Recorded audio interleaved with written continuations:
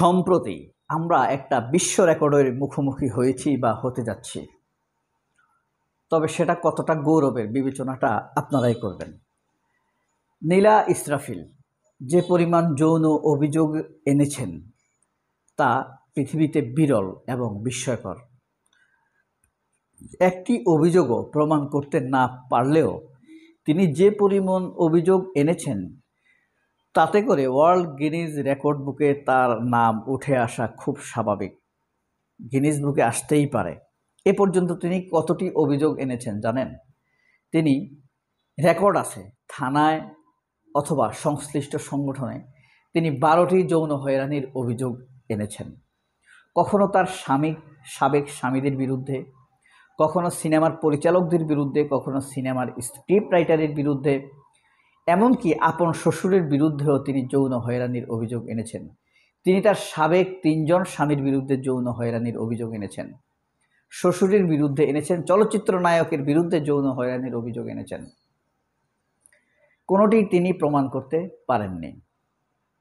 তবে সংখ্যা বৈচিত্র্যতা, পেশার ভিন্নতাতে মনে হয় তিনি আসলে এক বিস্ময়কর বৈচিত্র্যপূর্ণ নারী। যতজনের সাথে তার বন্ধুত্ব হয়েছে ততজনের বিরুদ্ধেই তিনি যৌন হয়রানির অভিযোগ এনেছেন। যতজনের সাথে তিনি তার প্রেমিক হয়েছেন ততজনের বিরুদ্ধে যৌন হয়রানির অভিযোগ এনেছেন। কিন্তু কথা হলো, কক্সবাজার তিনি বেড়াতে গিয়েছেন সিনেমার পরিচালকের কাছে, সেখানেও তিনি যৌন হয়রানির অভিযোগ এনেছেন। বিখ্যাত চলচ্চিত্র নায়কের শুটিং সেটে গিয়ে তার বিরুদ্ধে যৌন হয়রানির অভিযোগ এনেছেন। এমনকি প্রায় 1 যুগ আগে, এখন থেকে 1 যুগ আগে, তিনি তার মেয়েকে নিয়ে, মেয়েটিকে নিয়ে যখন এক সিনেমার পরিচালকের কাছে যান বা স্ক্রিপ্ট রাইটারের কাছে যান, সেই স্ক্রিপ্ট রাইটার তার মেয়েকে শিশুশিল্পী হিসেবে সুযোগ দেওয়ার কিছুদিন পরে সেই স্ক্রিপ্ট রাইটার বিরুদ্ধেও তিনি যৌন হয়রানির অভিযোগ এনেছেন। এবং তারপর থেকেই তার নাম নীলা আজাদ নয়, নীলা ইসরাফিল। অর্থাৎ ওই পরিচালকের নাম বুঝতে পারছেন, পুরো নাম বললে কিন্তু আপনারা চিনে ফেলবেন। আর যে চলচ্চিত্র নায়কের বিরুদ্ধে অভিযোগ এনেছেন তার নামও বললে চিনে ফেলবেন। সেই নায়কের স্ত্রী বাংলাদেশের জাতীয় চলচ্চিত্র পুরস্কার প্রাপ্ত একজন নির্মাতাও বটে, আওয়ামী লীগের নেত্রী। এ কারণে তার কাছে গিয়ে ওই নায়কের বিরুদ্ধে অভিযোগ দিয়ে কিছু করতে না পেরে নায়কের স্ত্রীর কাছে গিয়েছেন সংসার ভাঙার জন্য। কিন্তু নায়কের ওই স্ত্রী আওয়ামী লীগের নেত্রী তো ধাপায়া মাইর দিছে তাকে, নীলা ইসরাফিলকে দরজা আটকায়া মাইর দিছে। যাই হোক, মেইন কথা হলো, নীলা ইসরাফিলের সাথে কিন্তু সাংবাদিক ইলিয়াস হোসেনের একটি ফোন আলাপ ফাঁস হয়েছে। ফোন আলাপেরটা আমি আপলোড দিয়েছি যাতে মানুষ চাইলে এখান থেকে শুনতে পারে। এটা আপনারা অনেক জায়গায় শুনেছেন। তবে সেখানে বেশিরভাগ অংশ জুড়েই নীলা ইসরাফিল সাংবাদিক ইলিয়াসকে আক্রমণ করেছে, প্রশ্নবাণে জর্জরিত করেছে। এমনকি আমি অনেক স্টুপিডকে স্ট্যাটাস দিতে দেখেছি, সাংবাদিক ইলিয়াস এবার হেরে গিয়েছেন। সাংবাদিক ইলিয়াস 1টি প্রশ্ন করে, নীলা ইব্রাহিম 5টি প্রশ্ন করে, এবং কোনো কিছুর উত্তর দিতে পারেননি সাংবাদিক ইলিয়াস। অর্থাৎ নীলা ইসরাফিলকে ধরতে হলে সাংবাদিক ইলিয়াসের চাইতে বড় কাউকে লাগবে। সাংবাদিক ইলিয়াস তুষার সারোয়ারকে বাঁচাতে চাইছে, আসলে সাংবাদিক ইলিয়াস কাউকে বাঁচাতে চায়নি। সাংবাদিক ইলিয়াস একটা সত্যকে তুলে ধরতে চেয়েছে, মানুষকে ধূম্রজাল থেকে মুক্তি দিতে চেয়েছে, এবং সেটা সে পারবে।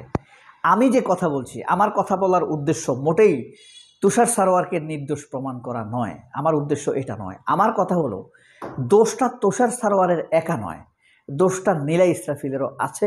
তার অতীত রেকর্ড তাই বলে। তিনি 12টি অভিযোগ করেছেন। দেখেন, একই স্টাইলের অভিযোগ এবং প্রায়র ফলস সিনড্রোমে আক্রান্ত, যেই অভিযোগগুলো তিনি মোটেই প্রমাণ করতে পারেননি। একই নারী বিভিন্ন পুরুষের বিরুদ্ধে একই স্টাইলের অভিযোগ তুলছেন। আইদার রেপ, একটু অ্যাডভান্স হলে পেটে বাচ্চা আছে, আরেকটু হলে বিয়ে হয়েছে, আরেকটু হলে বিয়ে করতে হবে, এই স্টাইলে তিনি অভিযোগগুলো করেছেন। তবে ইলিয়াস হোসেন একটি প্রশ্ন করেছেন, ওই যে ইলিয়াস হোসেনের সাথে যে ফোন আলাপ হয়েছে, যেই তুষারের সাথে ইসরাফিল নীলার যে ভিডিওটি ফাঁস হয়েছে, সেই ভিডিওটি 45 থেকে 47 মিনিট কেউ কেউ এটাকে 1 ঘন্টা 5 মিনিট 7 মিনিট করেছে বাড়িয়ে। সেখানে 47 মিনিট কথা বলেছে একটা মেয়ে একটা ছেলের সাথে, অথচ এই ছেলেটি তার আগের দিন এই মেয়েটিকে কুপ্রস্তাব দিয়েছে।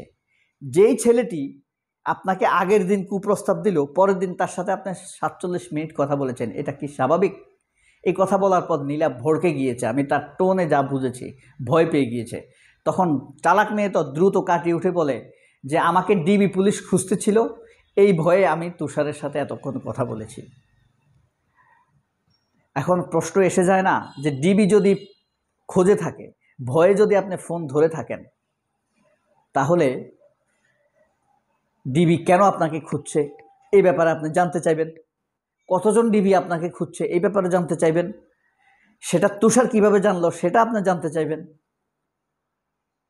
হ্যাঁ, ডিবির অ্যাটিটিউড কী ছিল সেটা জানতে চাইবেন। ডিবির টাকা পয়সা চেয়েছিল কি না সেটা জানতে চাইবেন। আপনি সেগুলো না বলে আপনি তো তুষারের সাথে ডিনাইড সেক্সুয়াল আলাপ করতেছিলেন, এমন একটা সেক্সুয়াল আলাপ যে কেউ আপনাকে ডিনাই করছে কিন্তু সেই আলোচনা আপনার চালিয়ে যাচ্ছেন। তাহলে এটা কি অনর্থক নয়? কিছুটা প্রশ্ন করার মতো বিষয় নয়? আপনাদের কি মনে হয় বলেন তো? ইলিয়াস হোসেন ধরে ফেলছে না তাকে? আসলে ইলিয়াস হোসেন খুব কুল ছিলেন। আমি দেখেছি ওই ইলিয়াস হোসেনের সাথে নীলার যে কথোপকথন হয়েছে, নীলা ছিল অস্থির, একটা বলে 5টা বলে ফেলে, এটা কিন্তু একটা অস্থিরতা। ইলিয়াস হোসেন যদি রাগ হতো তাহলে এত প্রশ্ন করতে পারতো না। আরেকটি ব্যাপারে ভড়কে গিয়েছে নীলা ইসরাফিল, সেটি হলো যখন নীলা ইসরাফিল বলে যে আপনি আপনার শ্বশুরের বিরুদ্ধে যৌন হয়রানির অভিযোগ এনেছেন,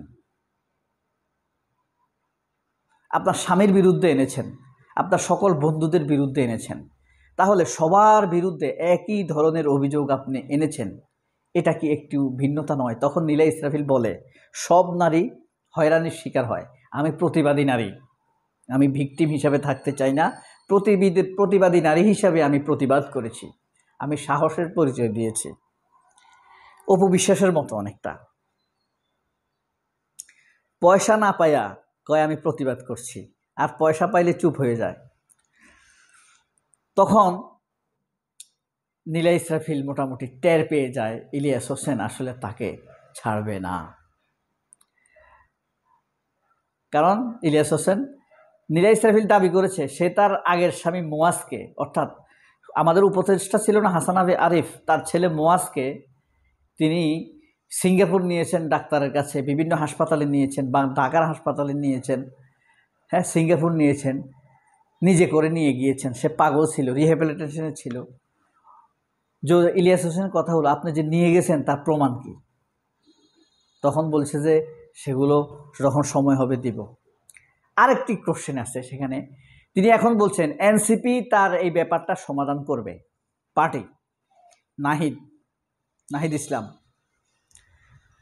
এখন ইলিয়াস হোসেনের কথা হলো এনসিপি যদি সমাধানই করবে, আপনি অপেক্ষা করতেছেন, তাহলে এই জিনিসটা প্রকাশ করলেন কেন আপনি? তাই না? আপনি যদি বিচারে চাইবেন এনসিপির কাছে, পার্টির কাছে, তাহলে আপনি প্রচার করলেন কেন? অর্থাৎ ইলিয়াস হোসেনের ডাইরেক্ট অভিযোগ আপনি গোয়েন্দা বিভাগের হয়ে কাজ করছেন, ইঙ্গিত সেনাপ্রধানের দিকে। আপনাদের কি মনে হয় সবাই জানাবেন। অনেক ভালো থাকবেন। আল্লাহ হাফেজ। আসসালামু আলাইকুম।